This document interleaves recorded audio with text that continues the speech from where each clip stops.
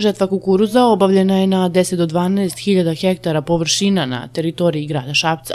Poljoprivrednici u potarskim selima još čekaju da kasniji hibridi ove ratarske kulture stignu za branjem. Prinosi su više nego solidni zahvaljujući dobrim vremenskim prilikama i kreću se od 6 do 12 tona. Veliki broj poljoprivrednih proizvođača još uvijek čeka da određeni hibridi grupe 600 i 700 skinu vlagu, odnosno da opadne vlaga kako mogu ga skladište u svoje silose, odnosno u koševe, a veliki broj poljoprivrednih proizvođača je pribegao najkvalitetnoj meri berbe u zrnu i sušenje na sušarama, jer time izbjegavamo i pojavu alfa-toksina i drugih parazita. Nakon skidanja kukuruza ratari u pojedinim selima ne gube vreme i obavljaju zaoravanje žetvenih ostataka i pripremu zemljišta za setvu pšenice.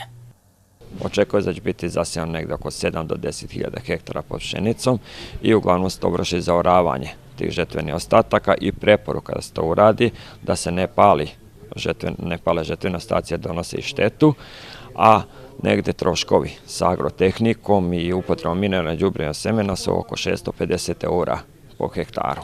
Znači agrotehnika, oranje, tanjiranje i presjetena pripremnost negdje oko 400 € i oko 250 € primjenjeno đubrivo i seme pšenice, odnosno drugih strne žita. Stručnjaci apeluju na poljoprivrednike da ne pale žetvene ostatke na njivi jer to može dovesti do većih posljedica.